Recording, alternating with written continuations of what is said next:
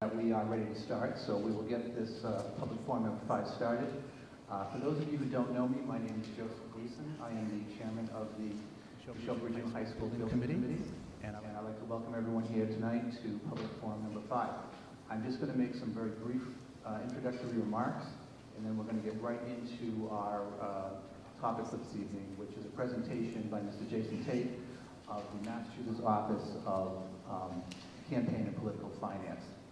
After which we will have a very, very brief overview of the status of the project by our representatives from Skanska and KBA, Kessel Booth Associates. It's going to be more or less last 30, 60 days status report on where we stand at this time. I will take a little bit of the thunder from Ms. Williams and Mr. Malani regarding where the project stands presently. Just to announce that on the 21st of December, the Massachusetts School Building Authority had did vote unanimously to approve our preferred schematic report, and we are now into Module 4, which is the schematic design module. My introductory remarks were mostly to just recognize some of the people who are here this evening, who have spent the better part of the last 2.5 years engaged in this particular project. And as we came to this particular forum, we deemed this probably our most important forum to date. And in that regard, I want to just take a moment to introduce some of the people on our building committee, as well as our school committee, who are here this evening, who have really given up their time and effort over the past 2.5 years. So I made a promise to one of our members earlier in the week, late last week. And so I'm going to start with her. One of the members who is here tonight on our building committee is the athletic director here for the Nashoba Regional School District, Ms. Tanya Rich from Lancaster. Ms. Rich has a prior engagement this evening at a hockey game, so I just wanted to make sure that she was recognized first and foremost, and she could go on her way to a hockey game. In addition to that, we have Mr. Joe McCarthy from our music department. He too has a prior engagement, and we're going to get him off to that engagement as soon as possible. With regards to the members of our committee, I'd like to start possibly with our administrative staff who serve on our committee. I'll first start with our superintendent, Mr. Kirk Downing. Thank you very much. Our assistant superintendent, Ms. Laura Friend. Our director of facilities, Mr. Robert Friedrich. Who else do we have here tonight? We have also from the administration. Well, I'm sorry, I took the list here, so hold on. No, I'm starting with the administration first. And of course, probably our most important member, Mr. Mulcairn, our Chief Procurement Officer. As I said, I was taking the attendance as people were coming in. And last but not least, we also have Dr. Kathleen Boynton, who was a principal here at Nashoba Regional High School. In addition to that, I noticed that we have in the back here, we have from the Bolton Select Board, Mr. Robert Sikansky. Mr. Sikansky deserves some special recognition because he was the chair of our Owner's Project Manager Search Subcommittee. He and his subcommittee of Mr. Ken Fromer and Scott Gibson spent a significant amount of time during the summer of 2021 looking to secure the services of the Owner's Project Manager that we hired, which is Skanska USA. In addition to that, I have a couple of members on my committee I consider to be my Lou Gehrig and Cal Ripken of the committee. And one of them is sitting right here from Lancaster, Ms. Kim Early. Kim, always at our meetings, is always the go-to lady. I'm always there. I can always depend on Kim to be at the meeting. In addition to that, who else do we have here from the committee? Yeah, I'll get to the school committee first. Okay. Who did I miss? Oh, I didn't mention Bob. I just mentioned Bob. Stacey, I didn't recognize. Sorry. I don't see you very often. So we have from Bolton Ms. Stacey Dupuy, who's also a member of our Community Engagement and Outreach Subcommittee. And in that regard, I'm going to go on to our school committee members that are here tonight. I'm going to start first and foremost with our esteemed chairwoman from the town of Stowe, Ms. Leah Beverito, who serves as the co-chair of the building committee, along with my also esteemed colleague, Ms. Amy Cohen from the town of Bolton, who serves also as the chairman of our Community Engagement and Outreach Subcommittee. That's the subcommittee that's responsible for the website, for all the social media, and Ms. Cohen has been doing a fabulous job. In addition to that, I see from the town of Lancaster my fellow Lancasterian representatives on the district committee, Ms. Sharon Park, Mr. Brett Collins, Mr. Shandor Simon. From the town of Bolton, I see that we have Mr. Michael Bursch is with us this evening, Ms. Amy Vessels. And have I missed anybody? Because if I have, I apologize. And if not, who did I miss? Oh, Mr. Scott Powell. Scott, I'm sorry, right, sitting right there. One of our newest members from the town of Stowe. Sorry about that, Scott. All right, without further ado, I'm going to turn the matter over to Mr. Jason Tate from the Office of Campaign and Political Finance for the Commonwealth of Massachusetts. All right. Thank you for having me. This should take about 30 to 40 minutes, my general presentation. I have learned over the years that if I go over 40 minutes, I start to lose people. So I try to keep it to 40 minutes, but I can stay forever. I can stay for as long as you want to answer your questions. I do see a mic set up over here, so I'm guessing I might get a few questions at some point. But we're going to get through this. I'm going to, first of all, just talk a little bit about my agency, OCPF, because some of you may be wondering why our agency is involved in this. So I'm going to talk a little bit about our agency. I'm going to go into what I call the ground rules involving public employees and public buildings. And then the third ground rule is public resources, which is the main portion of this presentation dealing with ballot questions. So I'm going to go through my slideshow just for my own talking points. And I'm hoping that at the end of this, you have a very solid of what the rules are, so you know what to do moving forward. Especially, I know that some people are in the outreach committee. When I hear outreach, that sends up red flags for me, outreach, because you'll see as we go through these rules that sometimes outreach is prohibited. I hope, did everyone get their trifolds as they came in the door? I assume these were done here by the school department, maybe a public employee. You think that it was legal to do that, to distribute this at a meeting like this? It's information about the ballot question. I saw the word ballot question in here. I'll break the tension and say it's fine. But those, those are the exact questions that we get by the hundreds every year, because there are schools all over the state, and the consultants know this, that are trying to build buildings. And it's a tough job. I mean, you go through this timeline. Look at all the stuff that has to be done by your community. It's a lot of work. And then there's this portion of it that involves an election. And I'm here to talk about those rules specifically. I will say this. I do a lot of educational seminars. Most of them are for candidates. Governor, state reps, senator, county, like your sheriffs and DAs, city council in cities of over 65,000. In fact, even your school committee members, select board members. Those are so easy. The law is so black and white. I can just go in there and say, do this, don't do that, file your reports by this time. These trainings, they're not so black and white. There's a lot of gray areas when it has to do with these public resources things. My old boss, he left a couple years ago. He loved to do trainings. He'd like to do the candidate ones. When he found out there was a training coming up for ballot questions, he's like, Jason, you go do that one.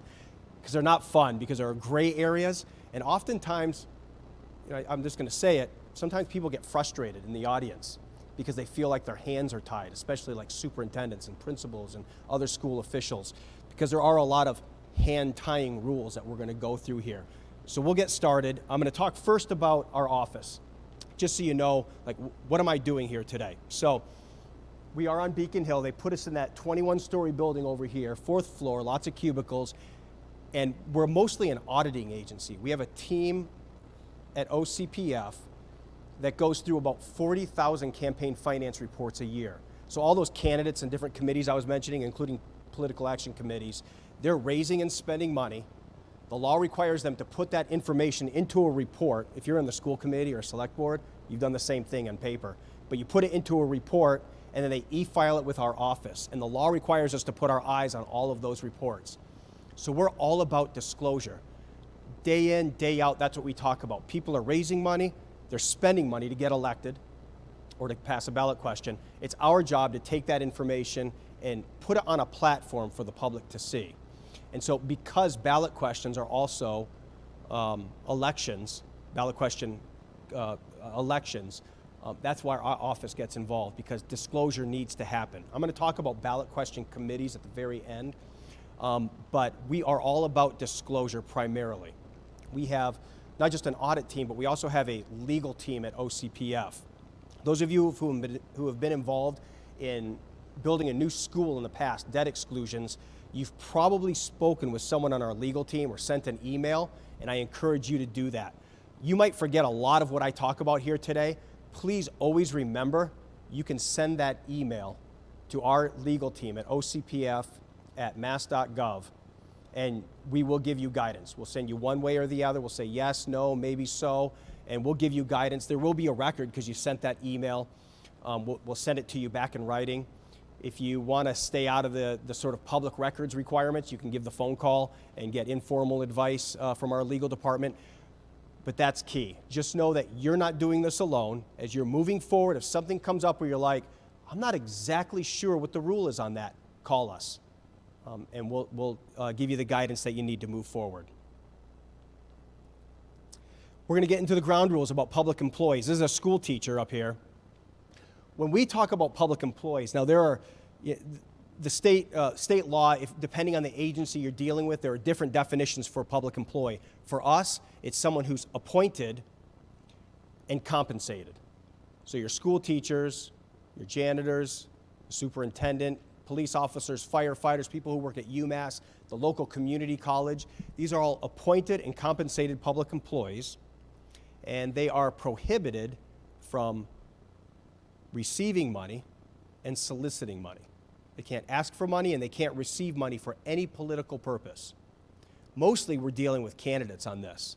I mean, you can imagine that, a school teacher who is supporting a candidate for state rep, goes to that state rep fundraiser, stands in front of a sign that says, vote for state rep Julie, and gets a photograph, puts it on Instagram, and then she types in the caption, please vote for Julie, and if you want to donate, go to this website. We would say that's prohibited. She's a public employee. She can't solicit or receive campaign contributions. On this level, where we're talking about ballot question elections, the same rules apply. You may have teachers in this building who don't like this building. They really want a new school because they're sick of whatever the problems are in this facility. They can get involved, and we'll talk about that. They can get involved with the ballot question, but they still can't raise money for the ballot question committee. And my understanding is that your question is going to be sometime in the fall, maybe late this year. They can get involved. They just still have to stay away from the money. They can't sell tickets to a fundraiser to raise money for the ballot question committee. And they can't go online on Facebook and encourage people to donate money to the ballot question committee. This rule's in effect 24/7 nationwide. They can never do so, whether on the clock or off the clock. I'll also mention that part-time public employees may not do this. So your substitute teachers, maybe someone who just comes in once a week to help kids read. If they're on the payroll, they're public employees and they're compensated, they can't solicit or receive for any campaign purpose. I can go on forever about this, but I just wanted to give you the general rule. Buildings, we're looking at a public building right there, that's a public library. Money cannot exchange hands for political purposes in buildings used for governmental purposes, such as this building here, town hall, libraries, senior centers. If a ballot question committee ever does want to raise money, they would have to do so at someone's private residence. They wouldn't be able to do it here in this auditorium and have a big fundraiser to raise money for the ballot question committee. Again, I'll get back to the ballot question committee here in a bit, at the very end. All right, this is the meat of it. I got through the beginning part. This is what we're really here for today, and that's public resources. So my agency, for the most part, we deal with public disclosure of campaign finance activity with candidates for the most part, also ballot questions on the state level. But back in 1978, the city of Boston, they had a ballot question on the ballot for that year, and the city decided they wanted to spend $1 million to advocate for that question. They wanted people to vote for it. It had to do with property taxes, something like that. Well, some voters in town, some residents, some taxpayers, they said, that's not fair. You can't use our tax money, $1 million, to advocate for something that we're against. They went to court in the Supreme Judicial Court, and in a decision we call Anderson, the Anderson decision, they said the taxpayers are correct. Public resources may not be used for political purposes. So from that court decision, and then a half a sentence in our law, section 22A of chapter 55, and then a section of law, chapter 53, section 18B, those three combined create the foundation for the rules that I'm going to talk about moving forward, where public resources may not be used for political campaign purposes. Most of our public resources issues involve distribution. These were distributed today, but I said there was an exception, and so it's no problem because we're here in a public building. But most of the time, the issues that we see, the cases that we see, is because public resources were used to distribute information to the public unsolicited. There are public funds that are used. Public funds can also be, employee time, those sorts of things. And it involves an election. So if it's distributed, it involves an election, and public funds are used in any way, then there could be an issue with the campaign finance law. Some common applications. Mass mailings. I mean, that's a real simple one. The superintendent knows that the vote's coming up. He's getting a little bit nervous, hoping that it passes. And so he asks someone to create a letter that explains in detail why he believes that voters should vote yes on the upcoming debt exclusion. And they use the school post machine and the list of all the parents and voters, and they just send that out to the community. That would be the use of time, postage, paper for a political purpose, and prohibited. Distribution via student backpacks.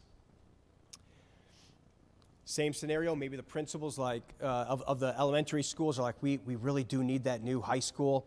I want to help them out. So, John, can you make 1,000 copies that say vote yes on the new high school? I want to put those in the student backpacks so they can take them home to their parents. And so that happens, and the teachers stuff the backpacks for the students. They take them home so the parents can see, vote yes on the new high school. That would be prohibited. It's distributing information using taxpayer resources for a political purpose. Another example would be robocalls. When we cancel school, before it started getting really warm, they used to cancel school. A lot of times it's done by robocall. In some cases, schools, we've had these cases before where schools say, let's use the robocall system to send out information about the ballot question. In most cases, that's prohibited. And school newsletters. We haven't seen this in a long time. School newsletters are usually emailed out. Our legal department has determined that school newsletters should not be used to provide information to the public regarding a ballot question, even objective information, stuff that might be just considered straight and gray. A lot of the stuff that's in here is just information. If distributed unsolicited, we'd say this kind of information, if it's sent out to the public, would be prohibited. I note all these because these four are cases that our legal department has to deal with from time to time. So I'm really trying to hammer home the distribution, pushing information out unsolicited. That's what's prohibited by a school department or a town using public resources. There's a little bit of good news. There is something that you can push out. We don't administer this section of the law, Section 18B, the state's elections division does. But what this says is, I just told you couldn't push out objective information unsolicited to the public unless you adopt the provisions of this section. So many a time I've gotten calls from cities, towns, communities saying, what can we do? And I send this and say, share this with your town council or your city solicitor or your town solicitor. And see if this is something that your town would be willing to do. So if this is something later on in the year that you want to push out information unsolicited to voters, this is the one way to do it. Section 18B.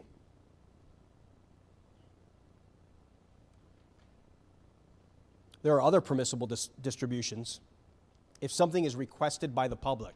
I mean, you can imagine there might be a taxpayer in town who's like, wow, with inflation and all these bills going up, I don't know if I can afford another $200, $300, $400 on my property tax bill.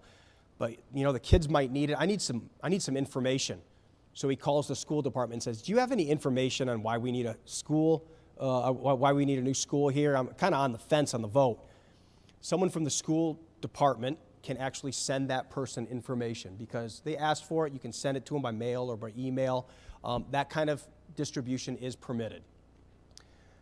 The notification of an upcoming election, like the robocalls. We ask that you're careful with this, but our office has determined that you can, unsolicited, send a time, date, and place notification to the public, letting them know that a vote is coming up, it's about the new high school, and you can vote in these locations. We do recommend that if you go beyond just time, date, and place, if there's other language, that you just run it past our legal department. Say, hey, this is the script we want to send on the robocall. Can you take a look at it? And then someone from our legal department will look at it, maybe alter a few words, send it back to you and say, it's good to go. So we do recommend before you send it that you it's almost like a safety email. So if anyone ever complains, you can say, I got it back from OCPF. They said we're okay. We could send this. Earlier, I talked about how sometimes people get frustrated. This is one of those moments. We say it's okay to do this. The robocalls, please call the state's ethics commission as well. It's almost like you're getting double permission. You're getting permission from OCPF. Please call ethics. They have their own standards, so you want to get it cleared by us and by that other state agency that we're not connected to. They're in the same building we're in, but we don't administer the same law. So please, any time, date, place notification you send out, 2 agencies should give you the green check mark.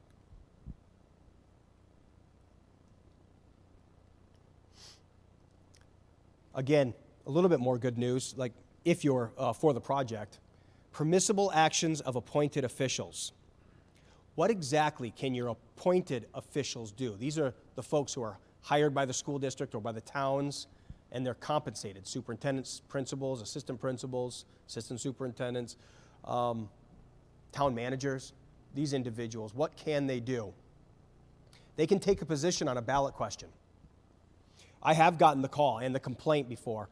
I heard our superintendent, he was at a school board meeting, and he was talking about how everyone should vote yes because we need it, because the roof's leaking and all this. He can't take a position on that. In fact, he or she can. They can take positions on this, and if asked in public, they can say, yeah, I think you should vote yes, and these are the reasons why. They're not stifled in that way, in speech, in speaking out. So they can take a position on a ballot question. They can prepare materials in the course of their duties. So if you're going to have a massive project like this, obviously public resources are going to be needed to move the project forward. And not just like architectural plans, but also just studies, like what happens if it passes, what happens if it doesn't, anything you can think of that they can prepare, they can do so using public resources for this purpose, even though it's an eventual ballot question that the voters are going to have to decide on. They can hold public meetings and forums, like we're doing right here. Distribute materials at forums, like we did tonight. They can speak to the media. These are folks I'm talking about, appointed and compensated officials within the scope of their responsibility.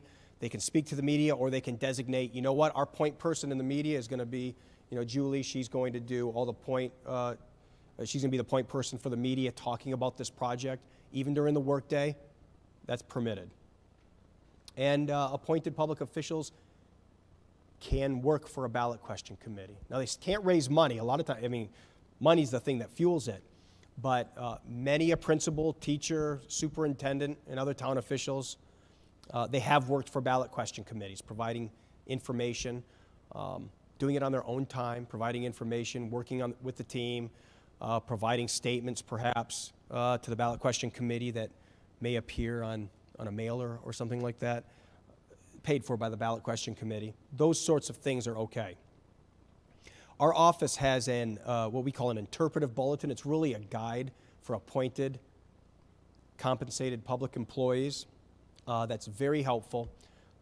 Later on, I'm going to share this presentation, this slideshow, with some of the consultants. And that can be shared with you, this slideshow, but I'll also include that interpretive bulletin.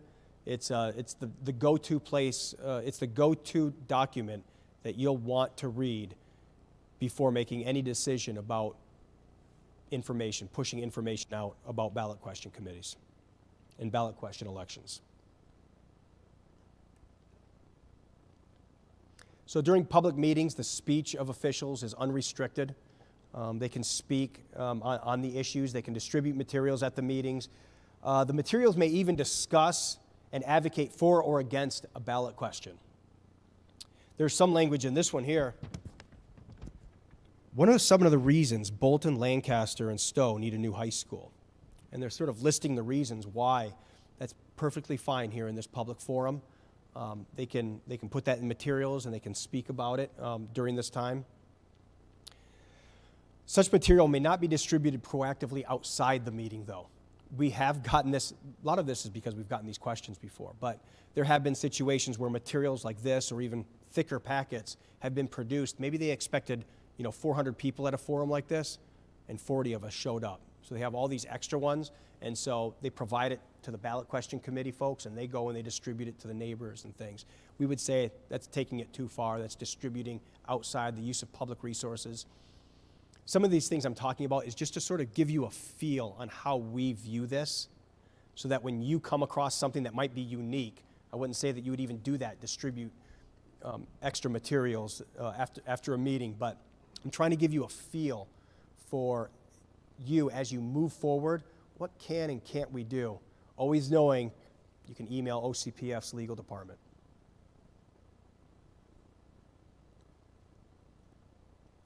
Equal access. I wish we could just say this is the rule, black and white, but this is the rule. Public resources may not be used for political campaign purposes unless equal access is given to all sides. So this doesn't really affect the rules I've been talking about for the most part about public officials and appointed public officials. This has more to do with facilities, like a school like this. There might be, in the future, a vote yes on the new high school ballot question committee. Can that ballot question committee say, you know what, we want to use that high school auditorium and get people in there and have a rally and talk about what they need to do to get people to vote yes? And in fact, we're going to spend about $2,000 on trifold handouts. And anyone who shows up in the auditorium on that day, we're going to give you a stack of them, and you go door to door and you can hand them out. That's very political, and it's happening right here in this auditorium, and the law says it's okay as long as equal access is granted. In other words, if one side can do it, the vote yes group, that if the vote no group wanted to do it, they should be able to use this facility under the same terms and conditions. So that's the equal access rule. Where might you come across this? I'll tell you about one phone call I received, and that was, there was a vote yes group, and the PTO was involved, and the question was, Jason, there's a ballot question coming up for a new school.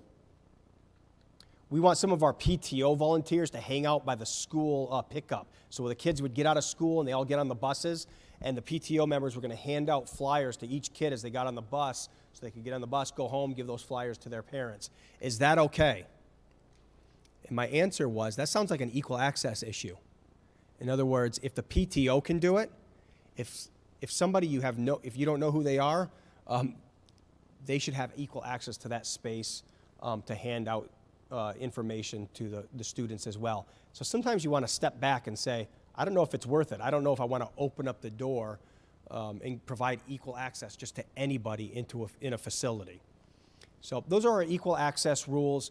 Again, if something comes up, please feel free to contact our office for clarification.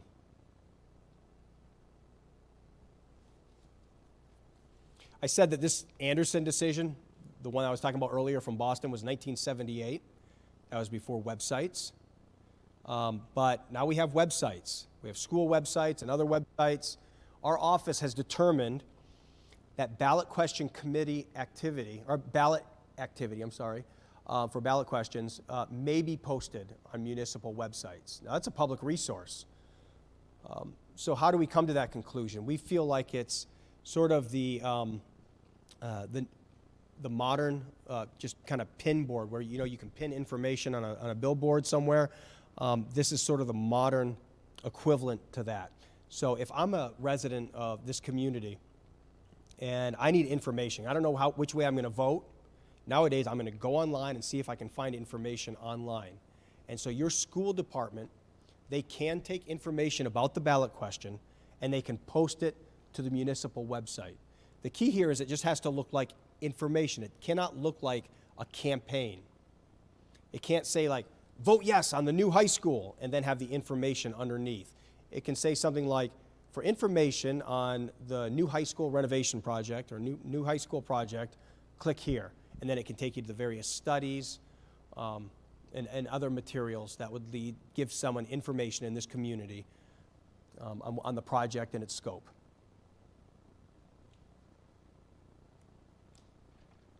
Please be careful with government email.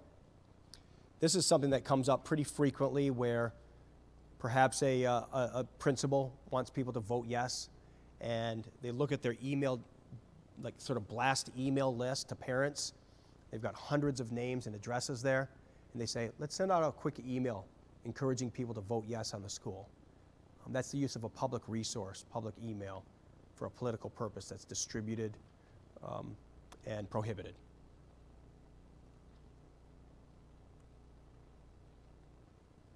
We've talked about the robocall system. This is an extra reminder that if you do send that out, please ask someone from OCPF, my agency, to look at your script and get it approved beforehand, and then also contact the Ethics Commission. All right, so that's the public resources portion of it, and I can answer your questions later after the presentation. We're almost done here. But I do want to talk about ballot question committees. Ballot question committees, it's a political committee. Same as when someone runs for state rep or select board in town or a school committee. A committee is formed telling the public that, yes, we are in business to raise and spend money to support or oppose a ballot question. To create a ballot question committee is very simple. You would think there would be more to it, but it's as simple as filing what we call the M101BQ form. It's a one-page form that says, this is our chair, this is our treasurer, we are a ballot question committee to support or oppose this question. And that is submitted to the town clerks in each of the towns where the vote's going to be decided. And then voila, just like that, they're a political committee. They can raise and spend money to support or oppose this ballot question. So a committee is when two or more individuals or entities pool their resources to support or oppose a ballot question. Many times we see on the yes side, maybe the PTO group getting together and creating a ballot question committee. Maybe the boosters for the sports department, these people get together. School committee members, many times like a school committee member, they'll say, you know what, I'll lead the ballot question committee. They become the chair or the treasurer, and they can do that sort of thing. On the vote no side, maybe you have some people who are concerned with taxes. They can set up a vote no ballot question committee. The point is that they're making this public declaration that, yes, we are out there, this is our goal, and they file that with the town clerk. I am going to, at this time, go to the website to show you the beginning stages on how to get one of these ballot question committees going. So this is our website, ocpf.us. Most of what you see on here is all about public disclosure, but where I want to point you to is right here where it says Getting Started. This is where anybody can go to get things started, to begin a committee. So I'm going to click there, and then I'm going to look for the type of committee I want to form, which is a ballot question committee on the local level. Here it is, Municipal Ballot Question Committee. Step 1 says, download and complete the Statement of Organization. That's that big form that we were looking at earlier on the screen. It's easy to fill out. There are the officers, the chair and the treasurer. They do ask for the purpose. That would be to support or oppose the debt exclusion for a new high school. And then if you go down here, we just see signatures. This form is filed with the clerk, and then the ballot question committee is in existence. The other step is if money is actually going to be raised you will need a segregated bank account to put those funds into that bank account. Most banks nowadays require an EIN from the IRS to set up a bank account. Let me just look real quick here on the I. To set up your bank account, you will need the EIN, and that information is available here from the IRS. You can get that online. You can open up the checking account, and then you're really in business. You can begin to raise and spend money. Some of the rules on raising and spending money on that level, there are almost no rules. If you're familiar with candidate elections, and those in the room who are elected officials know this, the limit is $1,000 per calendar year. That's the most an individual can give to a candidate's campaign. Meanwhile, businesses are banned from giving to candidates. But for ballot question committees, you can accept unlimited amounts of money from individuals, from unions, from businesses, from corporations. There are no limits. It's mostly just a disclosure rule.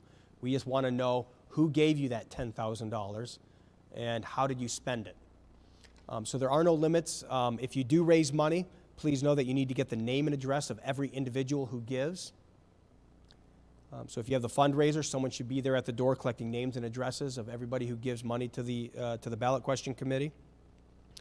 And when you make expenditures, you need to show the public that you made that expenditure for a political purpose. So mostly it's going to be like lawn signs and advertisements, maybe boosting Facebook posts.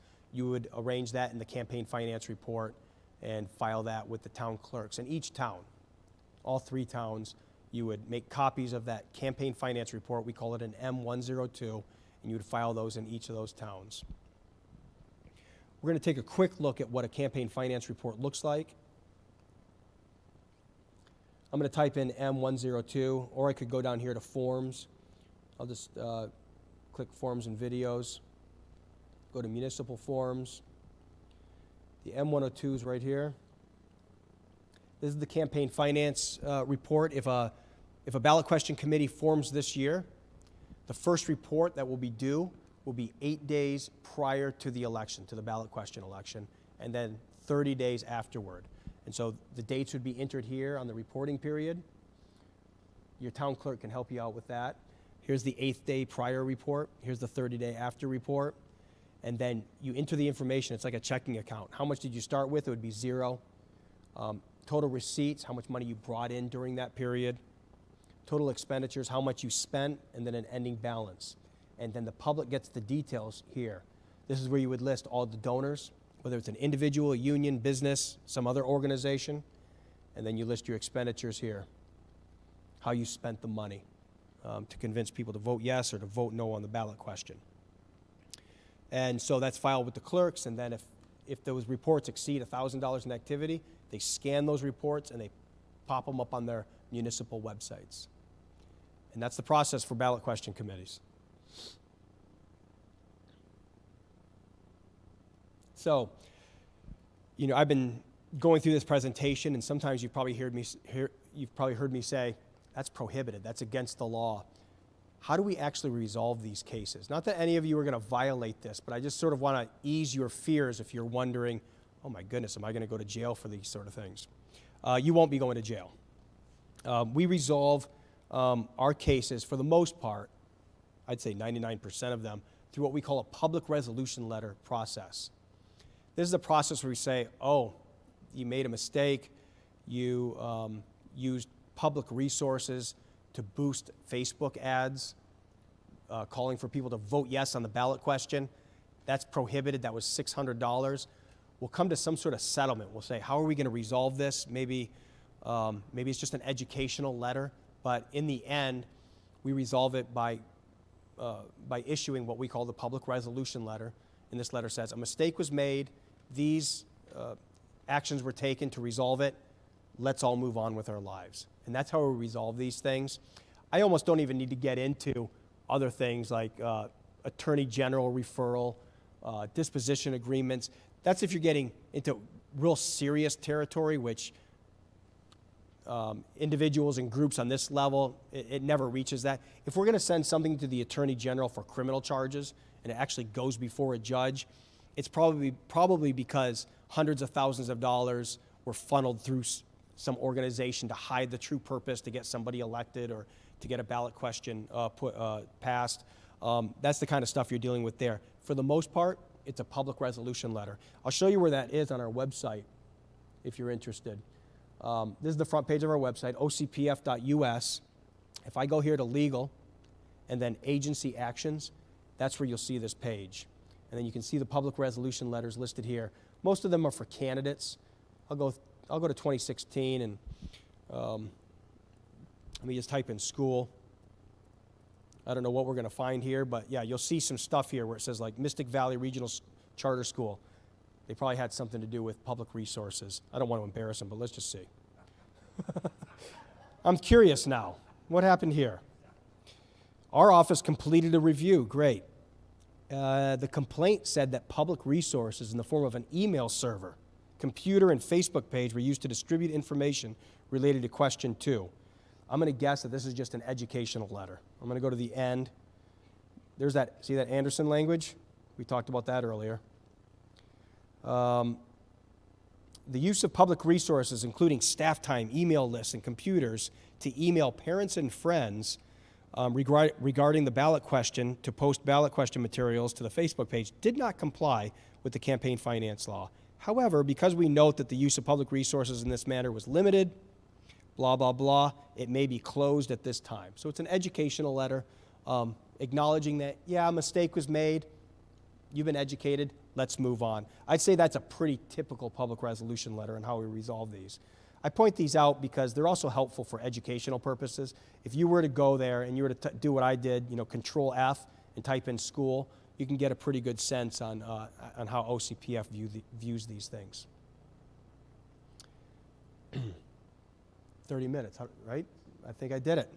30 minutes, we got through it all, but I can stay for longer. Is that the plan now, is that people can ask questions? All right, very good. I'm open to questions. Mr. Tate? Yes. I actually have a question. It's Sure. sort of a minor question.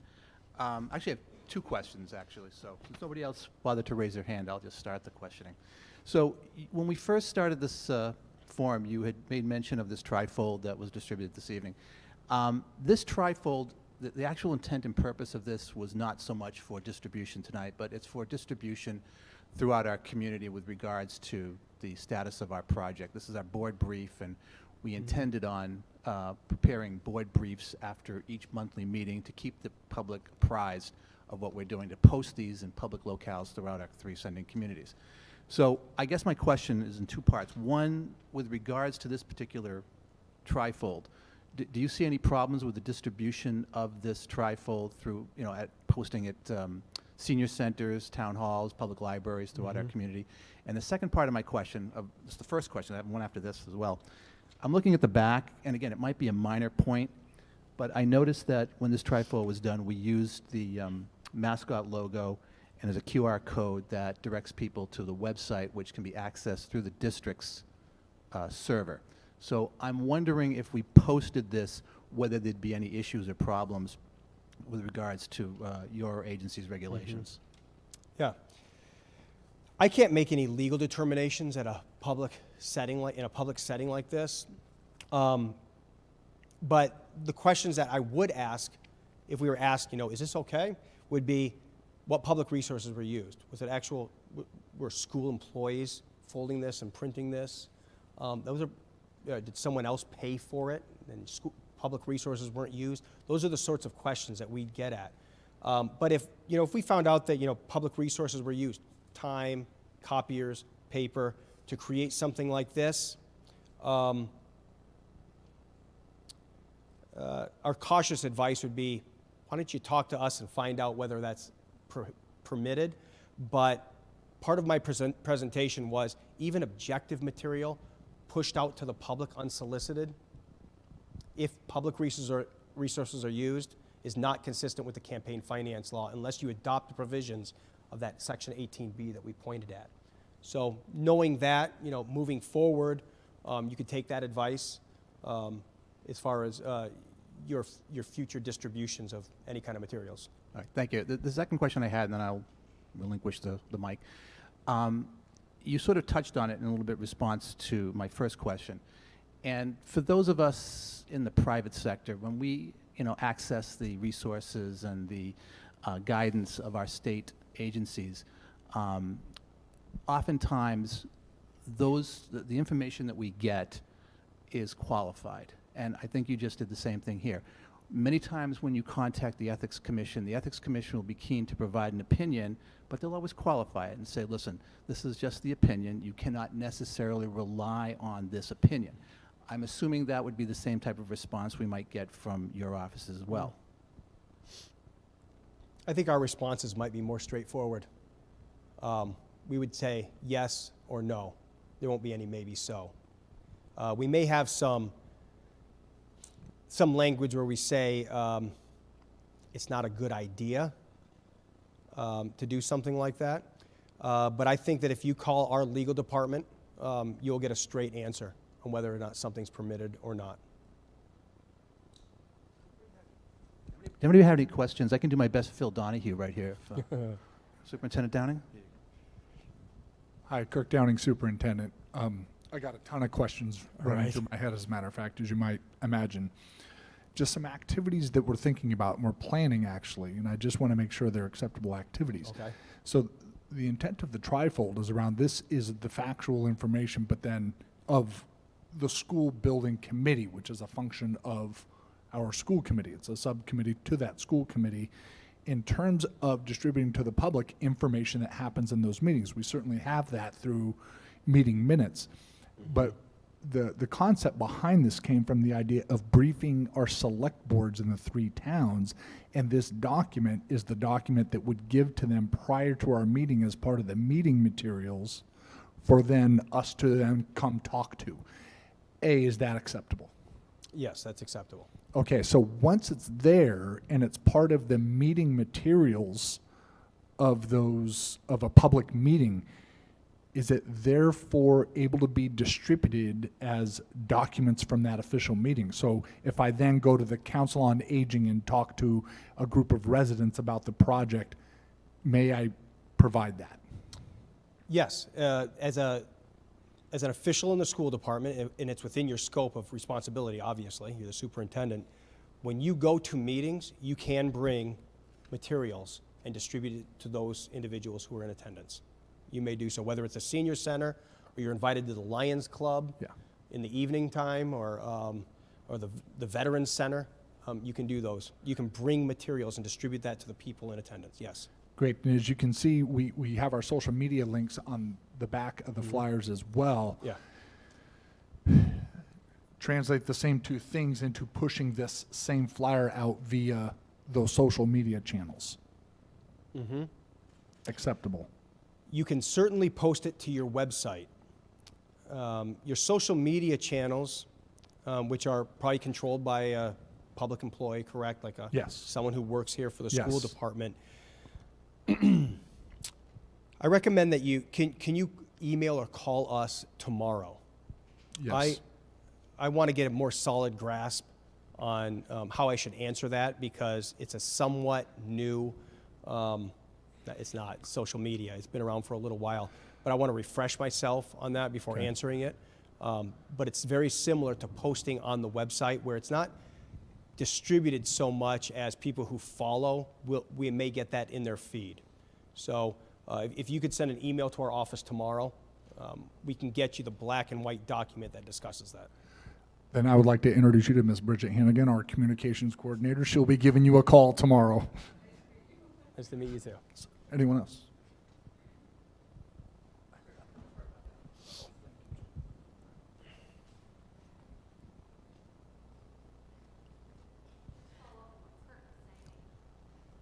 I wonder if the material that is being pushed out has subjectivity to it. Does that change the conversation? So I think that part of the pamphlet seems to me to be convincing people to vote for. And so I would just ask that that be included in the question tomorrow.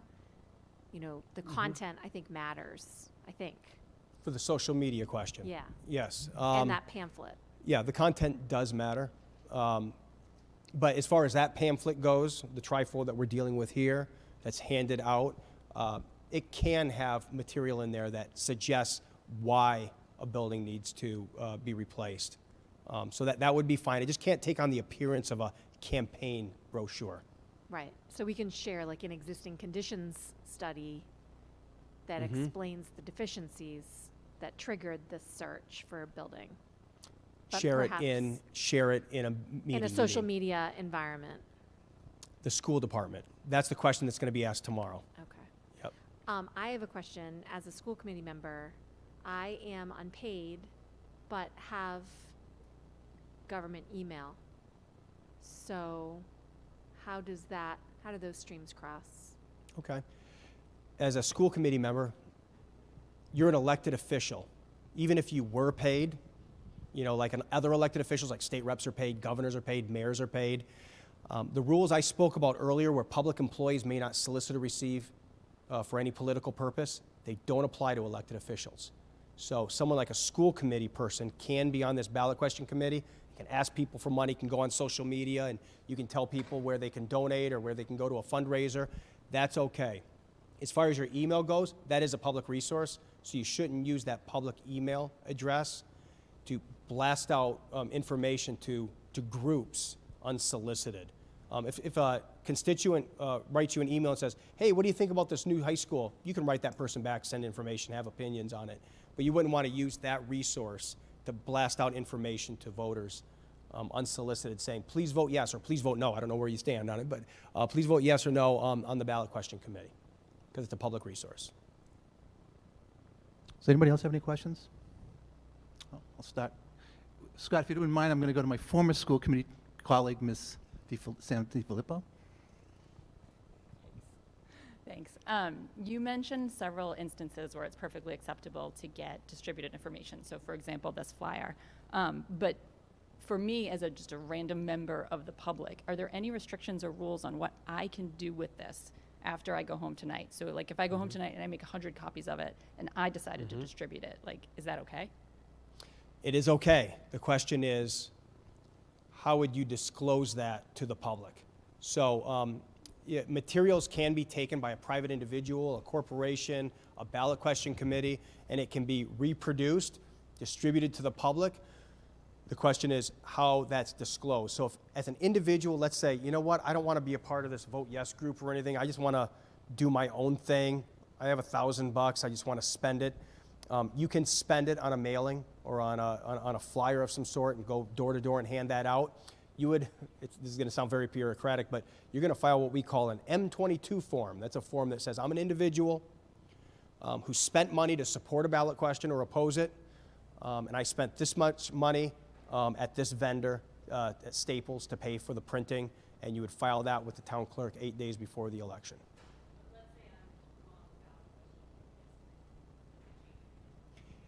She asked if she's on the Vote Yes ballot question committee. Does that change anything? Yeah, that would be more of we would consider that perhaps an in-kind contribution to the ballot question committee.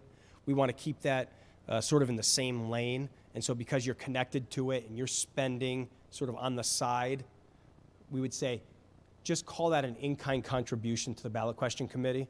There's a schedule on there. I didn't show it to you, but on the M102 campaign finance form, there's a schedule for in-kind, which is something of value that's not money. You spent money on this mailing. You can report that as an in-kind rather than disclosing it on the 22 form. So maybe I misunderstood earlier, but I thought you said anyone who's on the public payroll cannot advocate for any issue. Did I misunderstand what you were saying about that? If you're on the public payroll, you can't solicit or receive funds for any political purpose. Most of the time we're dealing with like candidates on that. You know, a police officer whose brother's running for city council. You know, he might be on Facebook going, hey, Bobby would be a great city councilor. Can you guys go to his fundraiser Friday night? We'd say that's prohibited. You're a police officer. You can't ask people to contribute. The public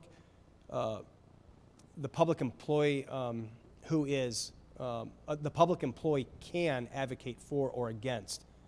So I'm a school teacher here in the high school. I have my own Facebook page, 500 friends, a couple pending. You know, I could go on there and say, everybody, I'm in that high school, the roofs are leaking, please vote yes. Boom, and I post it. that's fine. On my own time, I can have an opinion like that, post that to Facebook. Can't ask for money, though. Are there any more questions? Doesn't appear to be, Jason. So, Dr. Boyne, do we get any questions online? We have no questions online right now. Well, I think that pretty much wraps it up. Thank you very much. Thanks for having me. All right, we're going to wrap this meeting up. I'm going to give the mic over to Ms. Williams and to, I don't know if, Joe, you're going to speak at all, but before I do that, there was one other individual before I get to Ms. Williams and Mr. Milani from KBA that I wanted to recognize.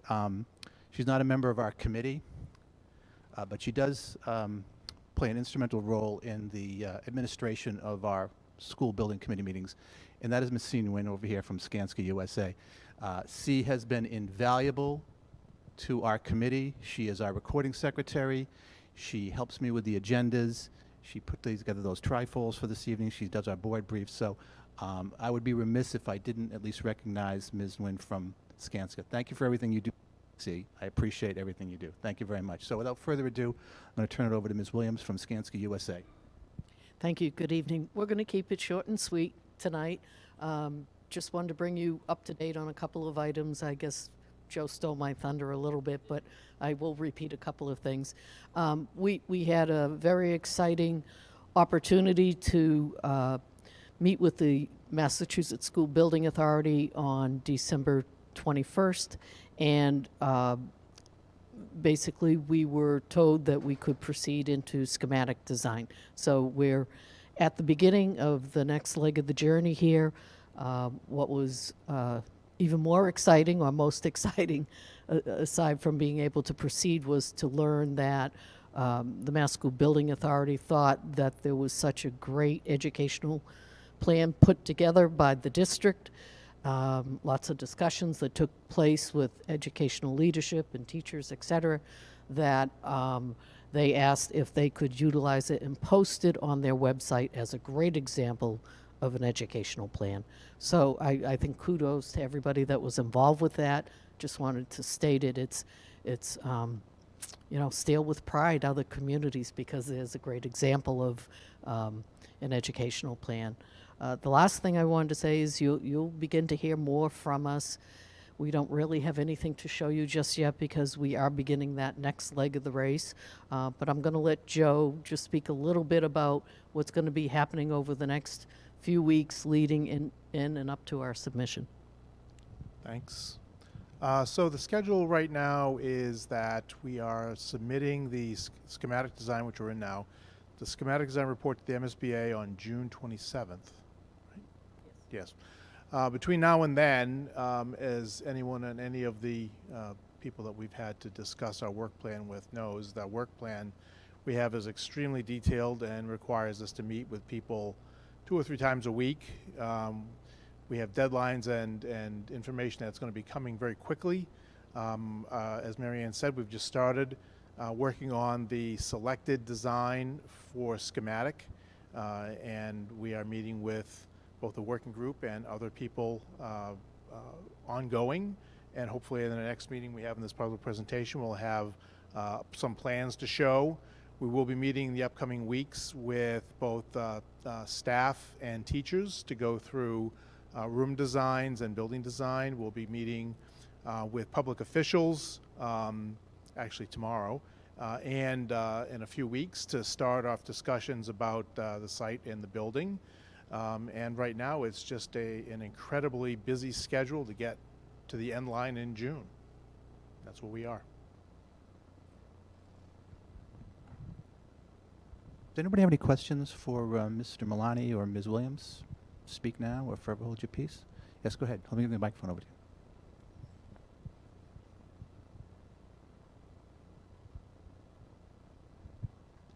I guess I would ask what opportunities there are for the public to be updated and involved in the next few months of the process between now and June, the next 6 months or so. Do you want to answer that, Marianne? Or? Lots of opportunities. We have school building committee meetings that will happen the third Thursday of each month, typically. As we get closer to May, we'll actually have a joint meeting with the school committee and school building committee where we're presenting pricing and where we are with the design and the overall cost of the project. And we'll continue to have public forums. We have 2 that are scheduled already, one in March and one in May. So I think between those meetings, and again, please check the project website. There's constant information that's going to be updated, and certainly speak to the folks that you know on the school committee or town administrators, school building committee, because they're a great resource for you as well. And to just have a regular conversation to find out what's going on is always helpful. And of course, you have your school leadership and superintendent and principal. So we're very excited about this. This is such a great opportunity for the community. Mary Ann, I have a question from the YouTube chat. Rick Lent asks, when do plans for building climate resiliency, green energy, and so on become apparent? Joe and I, Apparent is the question. when does it Maybe become, maybe the way when they is get it obvious in the drawings? Yeah. We have started having conversations already with sub-consultants. We're reviewing, I wouldn't call it a formal green charrette, but we are in the process of reviewing the LEED checklist that allows us to not only design a LEED certified building, but it allows us to get an additional 2% reimbursement from the Mass School Building Authority. So that will be finalized and evident really by the date of submission, but we're doing exploratory work right now with seeing if geothermal is appropriate for the site. So we're reviewing lots of considerations, but if this parent is familiar with the LEED process, they should know we're at the beginning stages and underway. We initially addressed sustainability in our last submission, and now that an option has been selected, we are going to be zeroing in on this actual option and how that relates to sustainability for this project. But the goal, make no mistake, is to look at operating costs, look at the functioning of the building, and secure that additional 2% from the state. It's real money. Just that we do have a specialized lead consultant as part of our team. We've had 2 meetings with that lead consultant and the district up until now. We have another meeting coming up, I believe, February 28th with them to go through the lead checklist and other options that we have for the building and the site. We are investigating, as Marianne said, geothermal, photovoltaics, and other options to present to the district as part of both our lead plan and part of our estimate that's coming up in April.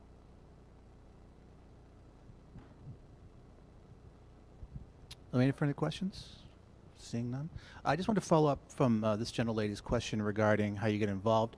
You know, our building committee operates as a subcommittee of the district committee, and our meetings are always open to the public. I would encourage anybody who wants to attend. We do them remotely. We'll continue to do those remotely for the foreseeable future. If you do plan on attending any of our meetings, I would ask you to check the calendar. We've had to make some adjustments. We're looking to create a static date each month to have it, but we're looking to accommodate all of our local governing bodies. So there have been some adjustments made on the calendar. So our next meeting is scheduled for, it's not, our next meeting in February will be on February 9th, so not the 3rd week, but they will be looking, we're looking to go to the 3rd week eventually as we get further into the year. Also, I would encourage you to avail yourself of all of the hard work of my colleague Ms. Cohen and her CEO subcommittee, the web page, the social media. She does an excellent job. She is right on top of everything. I'm embarrassed how on top of everything she is, because even she brings things to my attention that I wasn't aware of. So Ms. Cohen really deserves a lot of credit for getting the word out in regards to this project. So unless there's anything else, we have more questions. I'm going to go to my chair first, if you wouldn't mind. Thank you.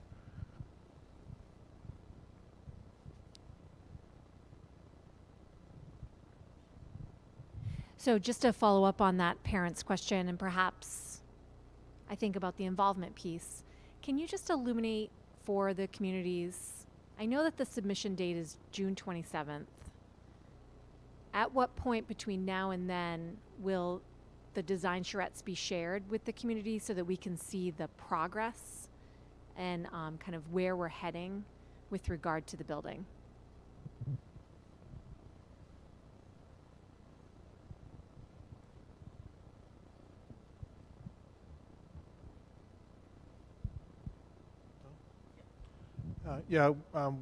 Again, we have bi-weekly meetings with the department, the district, to go over the design of the building and the site.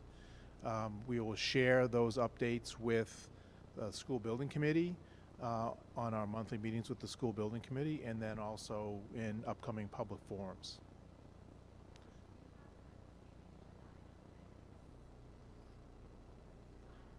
Yes. On my work plan, every working group meeting, every school building committee meeting, and every one of public forums has as an item design update. We're just too early to show you. If I showed you what I was looking at right now, you'd say, "What the heck is that?" But it means something to us because we've had a lot of time to look at it and think about it. We're just in the process of moving forward. We haven't gotten there yet.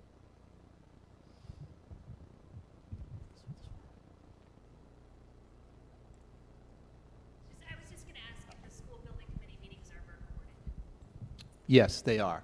And forgive us, we had a little bit of a technical glitch at our last meeting, but over the last 2.5 years that we've been meeting, I think there was only one other meeting where we weren't able to get the thing recorded. But yes, all of our meetings are recorded. They're all available on the district's website.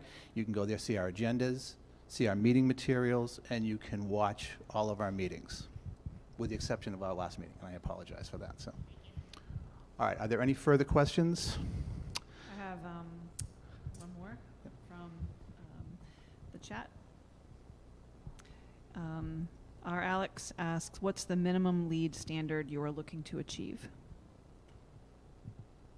Certified. Certified, yeah. Yes. That's The minimum is LEED certified. that's to get the 2% reimbursement. I'm sorry. That's to get the 2% reimbursement, additional reimbursement for the MSBA. That's the minimum you have to do. Typically, because of requirements from the MSBA for additional input beyond the LEED requirements, that is, MSBA requires that you exceed the state building code for energy efficiency by 20%. And just by going to that extra 20%, you naturally jump beyond, once you finish all the other requirements, past LEED certified. I can't say right now where we are. I can tell you that out of the 40 points that are needed to be able to get LEED certified, right now our checklist has 48 as yes and 53, I think, as maybe. We're working diligently with the district to solidify that, to find out what things we absolutely can go for to make the building more energy efficient and more sustainable. Obviously, there are some things that we can't do or aren't equitable to do, but we're doing our best to incorporate as much as we can. Does that answer the question? Okay. All right, is there anything else? Seeing none. I just wanted to make one point. Marion, I don't think you mentioned this in your report, but at the MSBA meeting back on the 21st of December, okay, do you want to talk about that? Sure. I have another question when you're ready as well. Okay. So one thing we also learned was that the Board of Directors voted to increase the MSBA participation from $360 to $393 per square foot. And they also increased their, what they call site cap, where whatever the value of the building is, they will participate in reimbursement of eligible costs for the site. They increased that from 8% to 10%. And then they also increased for the owner's project manager and the design firm, that they increased their participation of reimbursement from $500 to $550 per square foot. What does that all mean? It means more money. That's what it means. Can I tell you exactly how much? Not in this moment. As we finalize design and we make a determination about eligible costs, eligible square footage, et cetera, we'll be able to put a finer point on this, and we hope to present that to the community in May. The question that I had actually was directly related to that. David Alter asked if MSBA re-examining their funding limit caps and the various building components, which you just responded to, and the individual, David Alter, recalls potentially the projected MSBA funding on this project was going to be far less than the 49% possible, but it sounds like the MSBA is reconsidering. Yes, so part of the formula, and this person sounds like they were really somewhat informed about what the situation is. Even though the MSBA has 49.53% as the designated reimbursement percentage for the project, it is on eligible costs. And so that doesn't mean that you take a cost of making up a number, you say it's $100, and oh, we have 49% increase participation, we're going to receive $49 from the state. You're not. You might only receive $20 or $22. And that can't be determined until we finalize the design, we understand the total square footage, and we have what's called a project scope and budget conference with the MSBA, which occurs sometime in July after this next submission. And if you talk to the MSBA, they will tell you that you really won't know how much money you get until they do the final audit at the end of the project, after you've moved into the building and the project is closed out with the state. All right, do we have anything else? Anything else online? Nothing? All right. Well, I want to thank everybody for coming out this evening. I did want to end by just reminding everybody this is one of two very monumental events that are taking place tonight. First, of course, is our public forum number 5. The second monumental event, of course, I know where I'm going with this. It's taking place on the West Coast. So I'm just going to end this by saying I will apologize to anybody who spent their formative years in Athens, Georgia, but let's go Frogs. So thank you very much for coming out this evening, and we hope to see you at our next public forum.